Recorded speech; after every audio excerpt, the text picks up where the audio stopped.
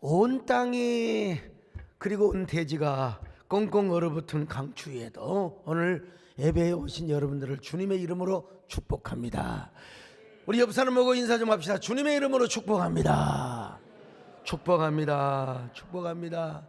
예, 저는 50권이 넘는 산문집 목회에 관한 서적들을 냈고 13권의 시집을 냈습니다. 난생 처음으로 지난 목요일에 강남 세빛섬에서 북콘서트를 하였습니다.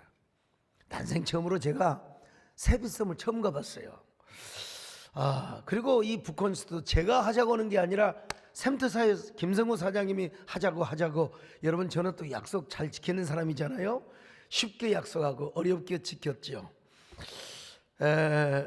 샘터사에서 딱 보더니 이거 너무 좋습니다. 이거 베스트감입니다. 또 그러면 거기에 그 저자는 또 그 소리가 굉장히 좋잖아요. 이거 북콘서트 하십시다. 베스트셀러로 만들어 봅시다. 저는 북콘서트 한 번도 해본 적이 없어요. 저는 아직까지 해본 적이 없습니다.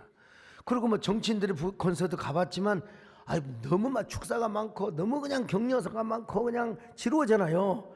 그래서 이번에는 진짜 순수하게 북콘서트를 한번 준비해보자. 그래서 이제 샘터사가 주관하는 걸로 하고, 실제적으로는 우리 교회가 다 후원을 하고 지원을 하고 모든 멤버가 100% 저희 교인들이었습니다. 신앙송에서부터 또 제시를 작곡한 노래가 있었고요. 처음에 우리 뮤지컬 드라큘라의 주인공인 우리 이명숙 전사의 아들이죠. 박은석 형제가 아주 멋지게 테이프를 끊어 주었습니다. 그리고 이제 김종애 교수님이 주관을 하시고 정호성 시인과 저와의 콘서트 시간을 가졌지요. 연말이기 때문에 외부 손님 전혀 초청하지 않았습니다. 그러나 어떻게 알고 사람들이 또 왔는지, 그런 사람들 때문에 자리가 비좁아서 바깥에서 모니터로 보는 성도들이 많았다고 합니다. 참으로 제가 봐도 참 뭉클한 콘서트였습니다. 특별히 이 시대의 최고의 시인이신 정호성 시인, 대중적으로 할 것 없이 문학적으로 최고의 경지에 계시는 우리 정호성 시인과 또 김종애 교수님과 저와 함께 토크를 해준 그 자리는 저 인생의 어쩌면 클라이막스처럼 느껴졌는지도 모릅니다. 긴장되고 짜릿한 순간이었습니다. 북콘서트가 끝나고 나니까 참 잘했네, 고생은 해도 하긴 잘했네, 그런 생각이 들었습니다. 그 샘터사 우리 김성호 사장님이 참 고마운 마음이 들었고, 외부에서 오신 손님들과 참여한 성도들에게 너무나 감사한 마음이 들었습니다. 이번에는 여러분 정치인 한 명도 초청하지 않았습니다. 사실 우리 남진 장로님 모실까 하려다가 거기서 또 대종가에 부를 수도 없고요. 교계 유명한 지도자들 축사 영상 하나도 여러분 제가 받지 않았습니다. 그런데도 용인시장 이상일 시장님은 비서실장을 보내가지고 또 책을 구해가지고 또 크리스찬 직원들에게 선물로 나누어졌다는 얘기를 제가 들었어요. 참 고맙구나, 감사하구나, 그런 마음을 가졌습니다. 아무튼 순수한 북콘서트였습니다. 북콘서트를 하고 나서 나름 행복한 마음이 들었습니다. 내가 이런 호사를 누려도 되는가? 누려하라고 하지만 내가 이 문학적 예술적 호사를 누려도 되는가? 나는 평생 하나님만 영광 돌리고 하나님의 이름만 앞세워왔던 삶을 살아왔지 않습니까? 그런데 오늘 성경에 보니까 이거 역시 하나님이 주시는 행복이라고 말씀을 하는 거예요. 자, 전도서 8장 15절을 같이 보십니다. 시작. 이에 내가 희락을 찬양하노니 이는 사람이 먹고 마시고 즐거워하는 것보다 더 나은 것이 해 아래는 없습니다. 하나님이 사람을 해 아래에서 살게 하신 날 동안 수고하는 일 중에 그러한 일이 그와 함께 있을 것이니라. 자, 전도자가 무엇을 찬양하고 있습니까? 하나님이 주신 희락과 기쁨, 행복을 찬양하고 있어요. 그런데 어떨 때 사람이 행복하고 기쁘냐? 잘 먹고 그리고 또 잘 마시고 잘 자고, 이것이 인생의 안녕이라는 겁니다. 평강이라는 것입니다. 예수 그리스도 안에서 하고 싶은 일을 하고 사는 것이에요. 물론 이 모든 것은 하나님이 허락하신 일이어야 하고, 그리고 하나님 안에서 이루어져야 되는 일이 되겠지만요. 그렇지만 분명한 것은 이것이 우리가 해 아래에서 사는 날 동안 먹고 마시고 그리고 즐기는 것, 참 이게 하나님의 주시는 행복이고 축복이라는 것입니다. 여러분 살아가면서 행복하시기를 바랍니다. 오늘 점심도 맛있게 드시기를 바랍니다. 아이 뭐 입맛이 없고 뭐 짠이 싱겁니, 여러분 뭐든지 감사하게 먹고, 여러분 잘 주무시고, 여러분 잘 마시고 행복하게 사시기를 바랍니다. 여러분의 삶의 현장에서 이런 일학과 기쁨이 넘치시기를 축원합니다. 이것이 행복이라고 세상은 알 수 없는 하나님의 섭, 이것이 행복이라고 하나님의 자녀로 살아가는 이것이 행복이라고. 근데 이걸 위해서는 두 가지 전제 조건이 있습니다. 참 부담됩니다. 전제 조건 중에 하나가, 첫 번째는 뭐냐면, 먼저 하나님의 물론 하나님 안에서겠지만요, 왕의 권세와 그 명령을 지키는 삶을 살아야 한다고 말씀하고 있습니다. 자, 전도서 8장 2절로 3절 같이 봅니다. 시작. 내가 권하노라 왕의 명령을 지키라. 이미 하나님을 가리켜 맹세하였음이니라. 왕 앞에서 물러가기를 급하게 하지 말며 악한 것을 일삼지 말라. 왕은 자기가 하고자 하는 것을 다 행함이니라. 솔로몬 이 얘기 들어보세요. 왕 앞에 성질도 내지 말고 꼬라지도 부리지 말고 뒤도 함부로 보이지 말고 순종할 것을 주문하고 있지 않습니까?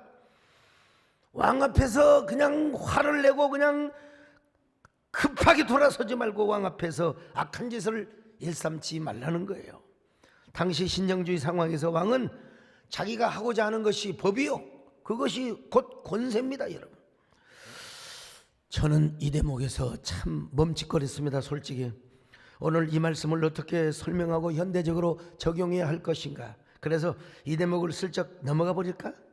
에이, 이 대목은 내가 언급하고 지나가 버릴까? 이런 생각도 했습니다. 여러분, 내가 정말 30수년 목회하면서 설교하기가 참 부담스러운 게, 진짜 설교하기 싫었다니까, 이 본문 가지고 솔직히 말해서. 그러나 하나님의 종이 되어가지고 어떻게 그냥 지나칠 수가 있느냐는 말입니다. 어떻게 하나님의 말씀을 무시하고 그냥 지나갈 수가 있느냐는 말입니다. 오늘 본문은 분명히 왕의 명령을 지키는 자는 불행을 겪지 않을 것이며 지혜로운 사람은 왕의 명령을 잘 듣고 행하며 어떤 일에도 악한 일을 꾀하지 않는다고 하였습니다. 잘못하면 왕의 진노로 인하여 그 사람에게 화가 임할 수 있다는 거예요. 이런 신앙을 가진 사람이 누구였습니까? 다윗 왕이었습니다. 다윗이 보기에도 사울은 엉터리 같은 왕이었습니다. 엉터리 같은 왕을 넘어서 미친 인간이었습니다. 이거 정신병이요. 이 정신질환 있고 이 사탄에게 씌어갖고 있는 사람은 끌어내야 마땅합니다. 인간적으로. 그러니까 이 사울은 백성의 민생을 챙기지 않고 맨날 정적 다윗만 죽이려고 그냥 혈안이 급급했어요. 근데 다윗에게는 사울을 죽일 수 있는 기회가 두 번이나 왔어요. 그냥 죽이면 되는 거예요. 그냥 누워있는 또 똥을 싸는 그 사람 뒤에서 그냥 칼만 꽂으면 되는 겁니다. 그래도 다윗은 사울을 죽이지 않았습니다. 하나님께 기름 부음 받은 자를, 하나님이 세우신 왕을 내가 어떻게 죽일 수가 있느냐는 것입니다. 다윗은 자신이 사울을 죽이지 않아도 하나님이 드시면 전쟁터에 나가서 죽든지 다른 사람에 의해서 하나님의 심판을 받게 될 것이라고 확신을 하였습니다. 우리 성경 한번 확인해 볼까요? 사무엘상 26장 9절로 11절 시작. 다윗이 아비새에게 이르되 죽이지 말라. 누구든지 손을 들어 여호와의 기름 부음 받은 자를 치면 죄가 없겠느냐 하고, 다윗이 또 이르되 여호와께서 살아계심을 두고 맹세하노니 여호와께서 그를 치시리니 혹은 죽을 날이 이르거나 또는 전장에 나가서 망하리라. 내가 손을 들어 여호와의 기름 부음 받은 자를 치는 것을 여호와께서 금하시나니. 이건 다윗은 자신의 소신이 아니라 신앙의 원칙이었습니다. 여러분, 신앙의 원칙. 아마 여러분 중에 독일의 신학자 본헤퍼라는 신학자를 모르는 사람이 없을 거예요. 한동안 떠들썩 얼마나 우리 국민들의 그 귀 속에 익히 들렸던 사람 아닙니까? 그는 히틀러가 유대인을 600만 명이나 죽는 것을 볼 수가 없었습니다. 또한 목사들만 해도 수만 명을 죽였어요. 목사들을 말 안 듣는다고 죽였어요. 이때 보네포는 아주 행동주의적이고 실천적 영성으로 가득 찼습니다. 이러한 때에 하나님의 백성들은 밤낮 기도만 하고 있어서야 되겠는가? 죽은 자들을 위로하고 장례식이나 치러주는 것이 목회는 말인가? 어떻게 저는 미치광이에게 운전대를 맡길 수 있단 말인가? 그는 깊은 고민에 빠졌어요. 그러다가 결단을 합니다. 미친 자에게 운전대를 맡길 수가 없다. 저는 미친 히틀러는 반드시 죽여야 한다. 그러면서 히틀러 암살 계획을 세웠습니다. 보네포는 히틀러 암살을 합리화하기 위해서 다음과 같은 비유를 듭니다. 어느 버스 운전사가 술에 만취해서 사람들을 막 치고 다니면서 그런 모습을 볼 때 목사는 어떻게 해야 된단 말인가? 죽은 사람을 연면하여 주고 장례식 집전이나 해주는 것이 목사의 사명인가? 이런 상황에서 목사의 사명은 술 취한 저 운전사를 운전석에서 끌어내야 된다. 끌어내려는 것이다. 여러분 얼마나 공감이 되는 이야기입니까? 솔직히 보네포의 말은 우리의 경험이나 상식과 그리고 우리의 논리와 딱 떨어지는 내용입니다. 여러분 얼마나 매력적이고 공감적인 내용인지도 몰라요. 그래서 한동안 우리 사회에 보네포의 말이 얼마나 회자되었는지도 모릅니다. 또한 많은 국민들이 설득을 당하기도 하였습니다. 특별히 보네포의 옥중서신을 보면은 이런 이야기들이 나옵니다. 악이 무제한적 폭력의 가가를 부를 때 진정한 예수의 제자는 악에 대한 저항을 통해 주님의 뒤를 따르는 것 외에 다른 대안이 없다. 그러니 기독교 신앙을 대적하면 악에 맞서 싸워야 합니다. 악의 실체를 적시하여 저항해야 합니다. 그뿐만 아니라 고난을 감내해야 할 용기까지 가져야 합니다. 하나님을 대적하는 악의 화신들 앞에서 우리 그리스도인들은 거룩한 백병전을 펼쳐야 합니다. 여러분 얼마나 우리에게 정의감을 북돋아주는 설득력 있는 이야기입니까? 그런데 해석하게도 보네포는 히틀러를 암살하지 못하고 그 계획이 발각이 되어서 자기가 먼저 처형을 당하는 불행을 겪게 됩니다. 저부터도 그렇습니다. 저 자신도 야 그때 성공했더라면 얼마나 좋았을까 하는 마음이 들죠. 그런 독재자는 그런 사람에 의해서 처단이 되었으면 역사가 달라졌을 것이다. 이런 아쉬움이 없는 것은 그 인간의 마음이 아닐 겁니다. 그러나 여러분 우리가 신앙생활하면서도 이런 일을 맞닥뜨릴 때가 있습니다. 지난주간에 어떤 분과 잠시 면담할 기회가 있었는데 그분이 저에게 서울의 봄이라는 영화를 보셨습니까?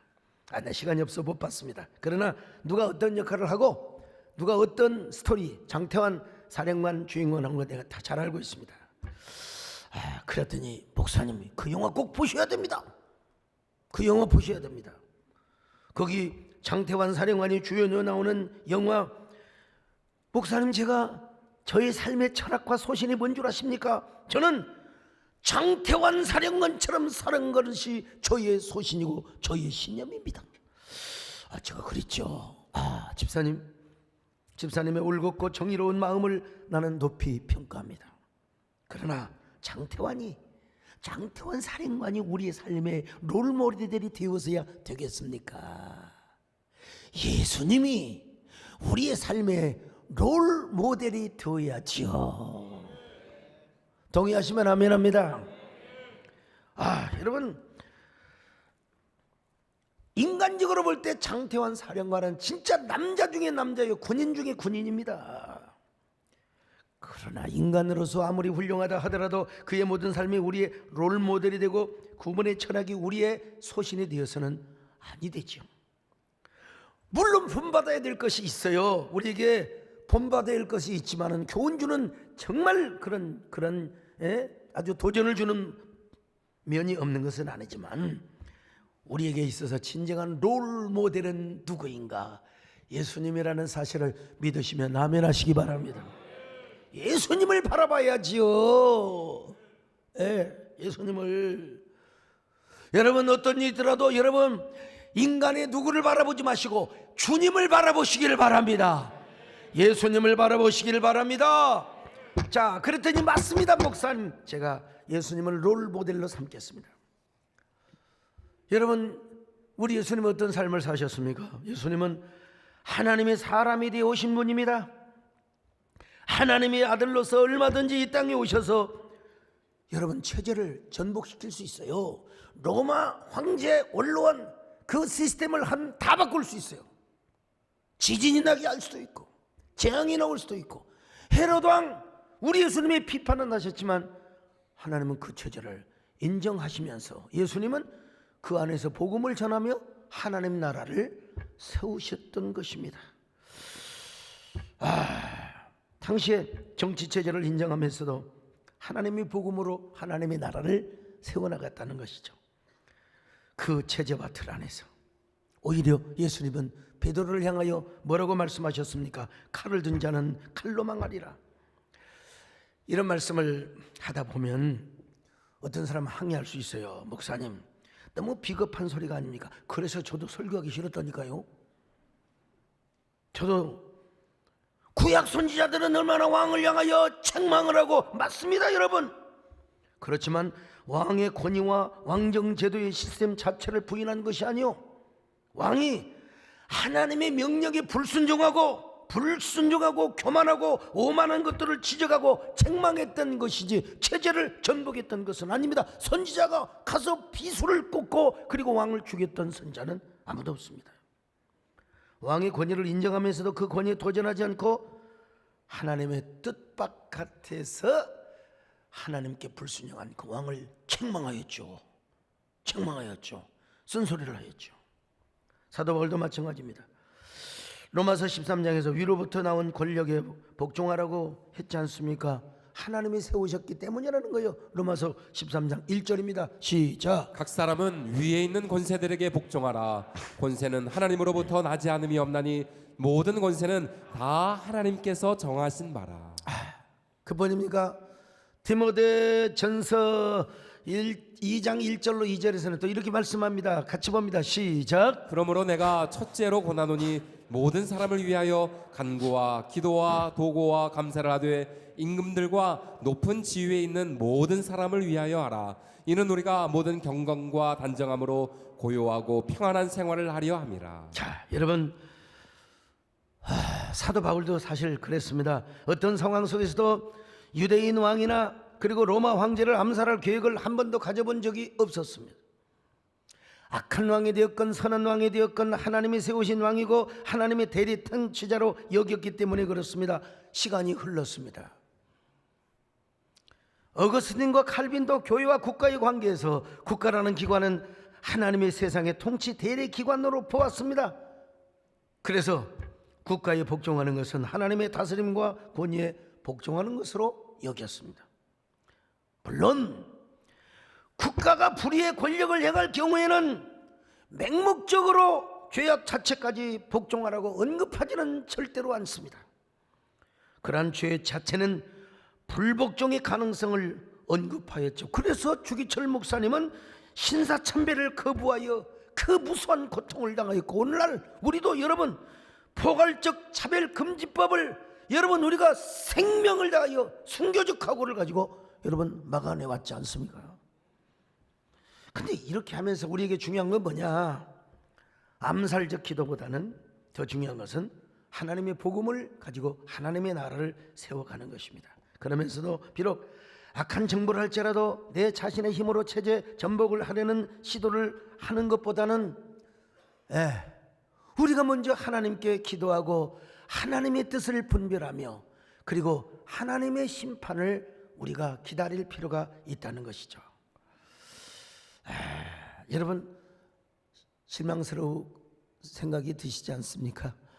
그러나 여러분 다시 묻습니다. 인간이 세운 설득력 있는 논리와 이론과 상식을 따르는 게 맞습니까? 아니면 성경의 교훈을 따르는 게 맞습니까? 물론 하나님께서는 악을 미워하십니다. 우리 예수님도 악을 미워하세요. 그러면 우리는 악과 싸워야 합니다.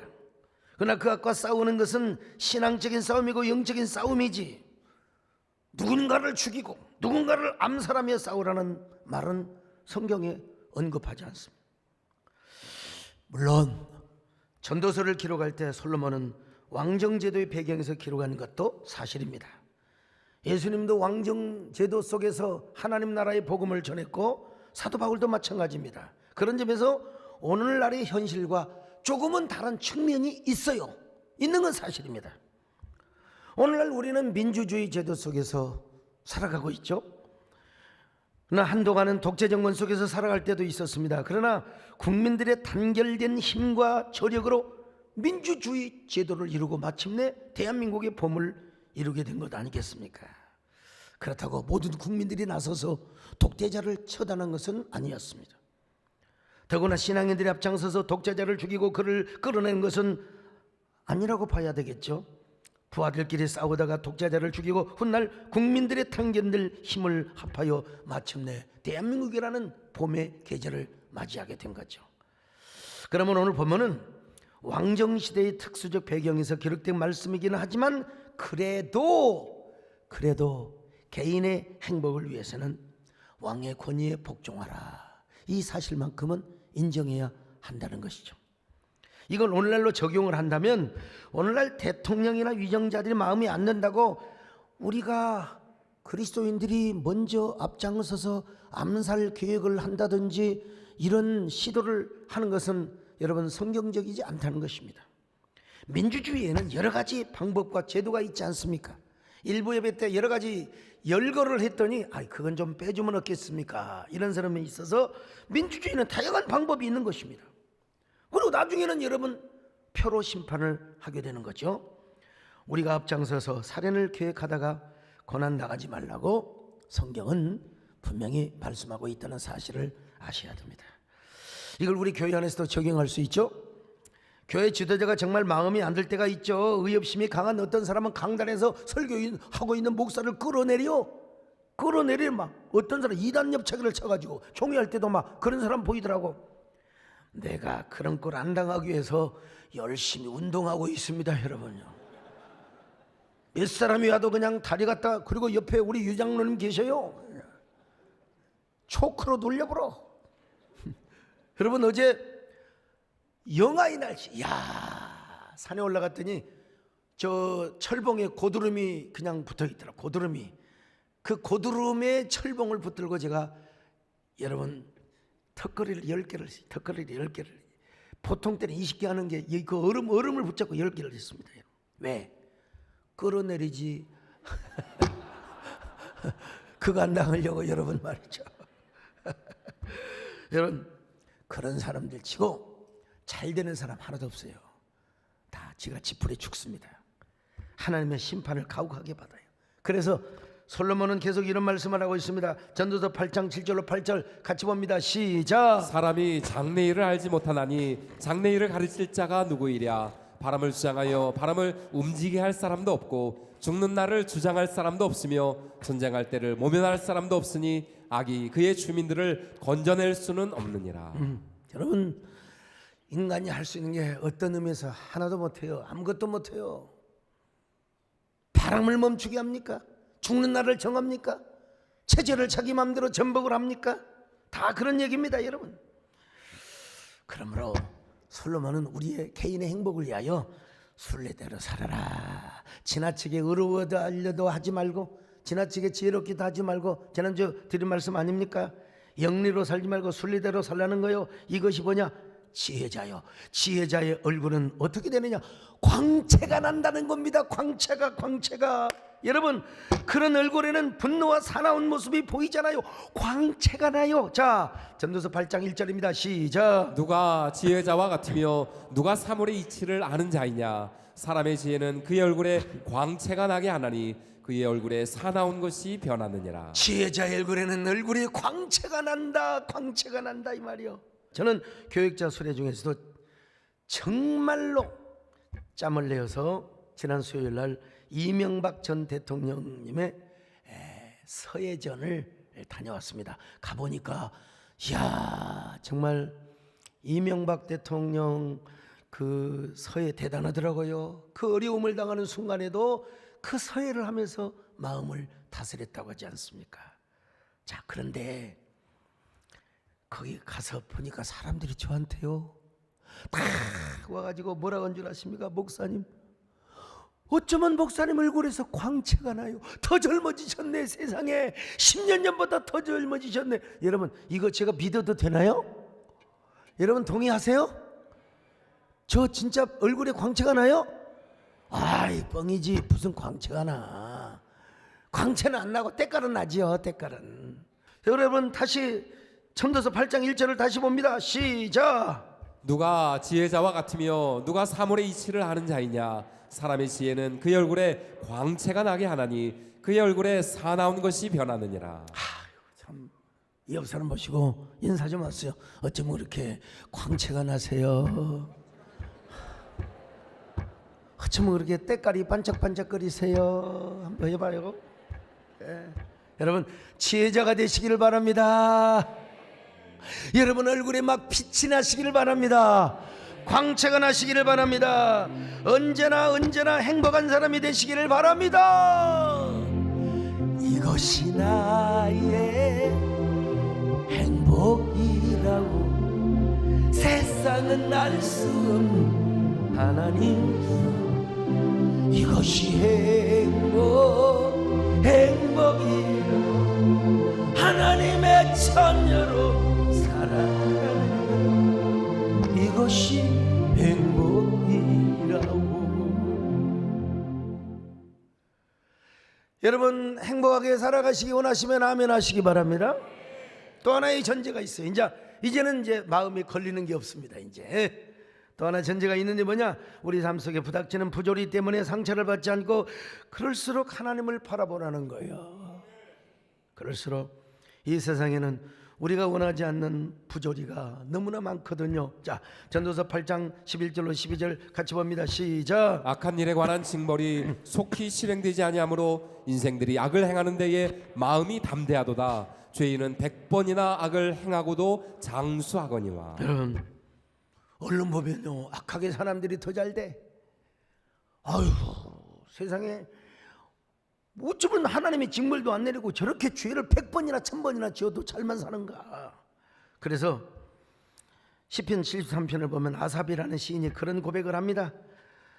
악인들이 너무 번성하거든요. 자기는 여호와를 잘 섬기는데. 자, 73편 2절로 3절을 봅니다. 시작. 나는 거의 넘어질 뻔하였고 나의 걸음이 미끄러질 뻔하였으니 이는 내가 악인의 형통함을 보고 오만한 자를 질투하였음이로다. 죽을 때 고통도 없이 죽네 세상에.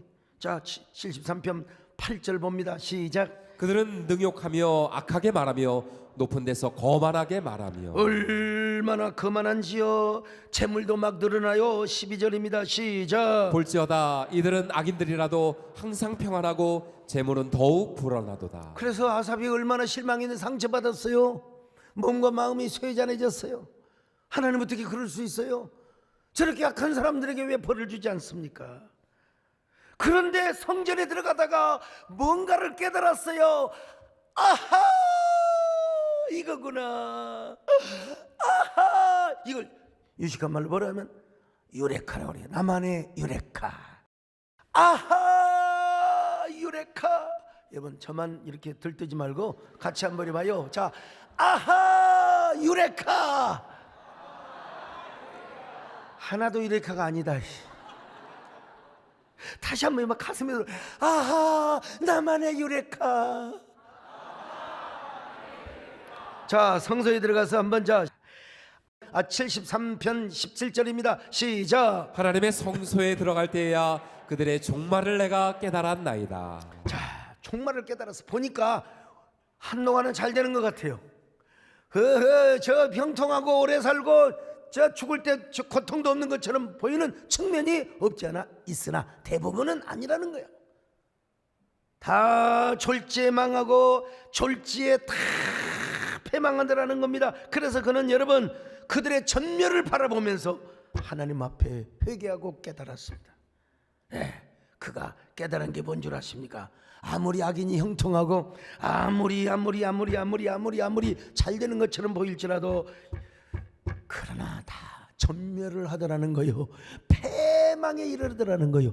파멸에 이르더라는 거요. 이걸 뭐요? 아사비가 깨달았어요. 이것이 뭐냐? 아하, 나만의 유레카였습니다. 자, 유레카를 읽어봅시다. 28절입니다. 시작. 하나님께 가까이함이 내게 복이라. 내가 주 여호와를 나의 피난처로 삼아 주의 모든 행적을 전파하리이다. 무엇입니까 여러분? 나만의 유레카가 무엇입니까? 아하, 하나님을 가까이 하는 것이 내게 복이 됨이니라. 아하, 하나님만을 섬겨야 되는구나. 아하, 하나님만을 가까이 해야 되는구나. 오늘 이 말씀이 여러분의 가슴에 박히시기를 바랍니다. 여러분 각인되시기를 바랍니다. 어떤 일이 있어도 아하, 하나님을 가까이 해야 되겠구나. 다른 거 다 잊어먹어도 아하, 이건 안 잊어먹을 거요. 나만의 유레카, 하나님만을 가까이 함이 내게 복이라. 오늘 본문으로 돌아옵니다. 본문이 그 말씀을 하고 있어요. 자, 전도서 8장 12절로 13절 같이 봅니다. 시작. 죄인은 100번이나 악을 행하고도 장수하거니와 또한 내가 하노니 하나님을 경외하여 그를 경외하는 자들은 잘 될 것이요 악인은 잘 되지 못하며 장수하지 못하고 그날이 그림자와 같으리니 이는 하나님을 경외하지 아니함이니라. 다 쫄딱 망한다는 거요. 악인들은 다 망한대요. 오늘 본문뿐만 아니라 세상의 부조리에 한번 실족을 했던 사람이 있었어요. 누구냐면 하박국 선지자입니다. 하박국. 어느 가정에 신방 가서 하박국서를 찾으라니까 한 3분 40초 걸리더라. 일단 하박국이 신약에 있는지 구약에 있는지를 몰라요. 한 점 찾아서 내가 페이지를 가르쳐줬죠. 하박국, 호박국을 생각하면 금방 나와요. 하박국. 자, 하박국 1장 2절로 3절을 같이 봅니다. 시작. 여호와여 내가 부르짖어도 주께서 듣지 아니하시니 어느 때까지리이까. 내가 강포로 말미암아 외쳐도 주께서 구원하지 아니하시나이다. 어찌하여 내게 죄악을 보게 하시며 패역을 눈으로 보게 하시나이까. 겁탈과 강포가 내 앞에 있고 변론과 분쟁이 일어났나이다. 당시 이스라엘은 바벨론이라는 강대국에 완전히 지금 침략 포위당해 있어요. 그래 이제 조금 있으면 약탈을 당하고 이제 재물을 빼앗기고 이제 나라가 망하고 성이 무너지고 그러면 성전도 무너질 거예요. 그러면 하나님 우리는 어디서 예배를 본단 말입니까? 어디서 예배를 드린단 말입니까? 하나님이 살아계신다면은 도대체 저 악인들을 왜 그냥 둔단 말입니까? 그렇지만 하박국 선지자가 여러분 하나님의 성전에 들어가서 아하 하고 또 여러분 나만의 유레카, 하박국의 유레카를 깨닫게 됩니다. 바로 그것은 무엇이냐? 오늘 한번 읽어볼까요? 하박국 2장 4절입니다. 시작. 보라 그의 마음은 교만하며 그 속에서 정직하지 못하나 의인은 그의 믿음으로 말미암아 살리라. 그래 믿음으로 말미암아 살리라. 할렐루야. 뭐 세상이 요란하고 별짓거리 다 있어도 의인은 오직 믿음으로 말미암아 살리라. 이것이 하박국이 깨달았던 나만의 유레카였습니다. 믿음으로 살리라. 믿음으로 사시기를 축원합니다. 그뿐입니까 여러분? 여호와로 말미암아 기뻐하고 즐거워하고 감사하라고 말씀하지 않습니까? 하박국 3장 18절입니다. 시작. 나는 여호와로 말미암아 즐거워하며 나의 구원의 하나님으로 말미암아 기뻐하리로다. 그러니까 여러분 아무리 뭐 세월이 어떻게 흐르고 뭐 정치가 어떻고 정권이 어떻고 저떻고 해도 우리는 너무 한탄할 필요가 없어요. 여러분 우리가 바라보아야 할 분이 계십니다. 그분이 바로 누구냐? 하나님이라는 사실입니다. 여러분. 그분 때문에 우리는 슬퍼하지 않습니다. 한탄하지 않습니다. 소망을 갖습니다. 기뻐합니다. 여러분 악인진 득세하고 불법이 아무리 가득하다 할지라도 여러분 우리는 원망하거나 실족할 이유가 없습니다. 잠 못 이룰 이유가 없어요. 그런 것 가지고 여러분 왜 요즘 세상에 좋은 소면제도 있고 그런데 왜 잠을 안 자요? 밤이면 잠을 자야지 여러분. 전도서 8장 16절 같이 봅니다. 시작. 내가 마음을 다하여 지혜를 알고자 하며 세상에서 행해지는 일을 보았는데 밤낮으로 자지 못하는 자도 있도다. 못 자는 사람 있어요. 우리 교회 집사님 남편은 워낙 술을 좋아해요. 워낙 술을 좋아해요. 얼마나 술을 좋아하는지. 근데 꼭 술집에 가서 마시. 집에서 마십니다. 집에서 술만 드시면 술이 취해가지고 뭐라고 하는 줄 아세요? 아유 우리 손 목사님은 건강하셔야 되는데 어찌하스께? 우리 목사님 건강해야 되는데 그러고 잠을 안 자고. 아니 술을 드시면 잠을 주무셔야지 왜 소목사 걱정을 해요? 우리 목사님 잘 자야 되는데. 저는 이런 말씀 앞에 참 따따금씩 이따금씩 임하는 불면증, 아이고 이거 아무 쓰잘데기 없는 이야기구나. 우리가 아무리 지혜가 있어도 내일 일을 몰라요. 잠 못 자면 걱정할 필요가 없다는 거예요. 자, 전도서 8장 17절입니다. 시작. 또 내가 하나님의 모든 행사를 살펴보니 해 아래에서 행해지는 일을 사람이 능히 알아낼 수 없도다. 사람이 아무리 애써 알아보려고 할지라도 능히 알지 못하나니 비록 지혜자가 아노라 할지라도 능히 알아내지 못하리로다. 자, 저도 코로나 기간에 또 총회장 연합기관을 섬기면서 얼마나 잠 못 드는 세월들을 많이 겪었는지 몰라. 다 부질없는 거예요 사실은. 우리 교회 어느 집사님은 2초 커트 하나 둘 하면 코라 그런대요. 정말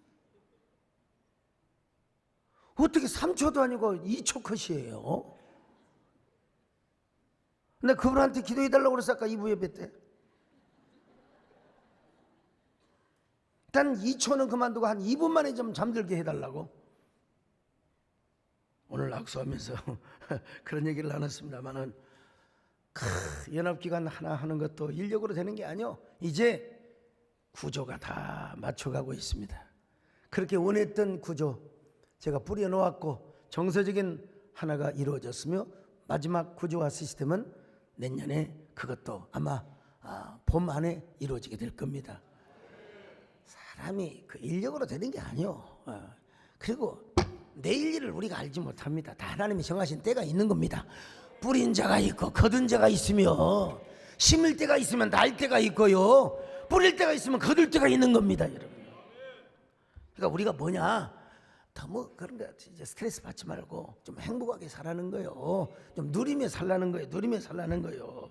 자, 전도서 8장 15절 시작. 이에 내가 희락을 찬양하노니 이는 사람이 먹고 마시고 즐거워하는 것보다 더 나은 것이 해 아래는 없습니다. 하나님이 사람을 해 아래서 살게 하신 날 동안 수고하는 일 중에 그러한 일이 그와 함께 있을 것이니라. 많은 분들이요, 기독교를 금욕주의적 종교로 생각을 해요. 그런 부분이 일면 없는 건 아닙니다. 그래서 수도원적 영성이 있어요. 또 다른 종교가 모든 종교는 전부 힌두교를 비롯해서 그냥 고행, 참선, 수행을 해야만이 다시 인간으로 태어난다고 말이지. 에이 참, 여러분 우리는 진정한 진리가 성령인 줄로 믿습니다. 하나님이 누리라고 하잖아요. 하나님이 행복을 누리며 살래요. 그렇다고 지옥 가는 게 아니요. 하나님 주신 것은 누릴 수 있어야 돼요. 누리다가 천국 가면 얼마나 좋습니까? 근데 우리 인생 자체를 누리라 그 말은 아니죠. 성경 전반을 볼 때 하나님으로 인하여 누리는 즐거움, 하나님 때문에 누리는 행복, 하나님으로 말미암아 누리는 이런 희락. 그래서 로마서 5장 2절에도 이렇게 말씀합니다. 자, 같이 읽습니다. 시작. 또한 그로 말미암아 우리가 믿음으로 서 있는 이 은혜에 들어감을 얻었으며 하나님의 영광을 바라고 즐거워하느니라. 여러분, 그러므로 여러분은 예수 그리스도 안에서 인생의 풍요를 누리시기를 바랍니다. 하나님이 주시는 즐거움과 기쁨과 행복을 누리며 사시기를 바랍니다. 특별히 여러분 연말 연시에 하나님의 은혜가 있기를 바랍니다.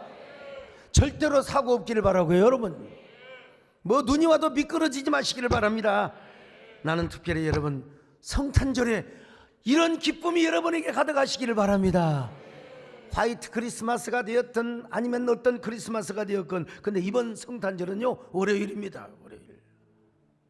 나는 주일날 예배 보고 이제 또 이제 스키장에 가서 성탄절날 크리스마스 캐롤을 들으면서 성탄절에 가서 말이요 즐거움을 누릴까 이런 걱정이 조바심이 듭니다.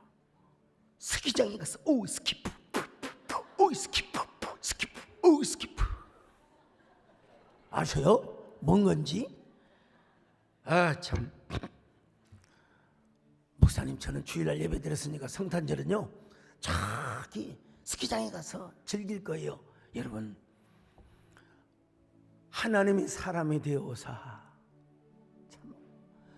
하나님이 사람이 되어사 우리를 구원하시고 우리 죄 문제를 해결하시려고 이 땅에 오신 그 예수님을 오시는 그날을 우리가 경배해야 되지 않습니까?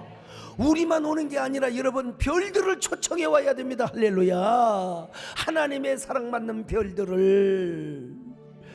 자, 노래 한번 할까요? 기쁘다 구주 오셨 만백성 맞으라 온전히 다 찬양하여라, 다 찬양하여라, 다 찬양하여라. 구세주 탄생했으니 다 찬양하여라.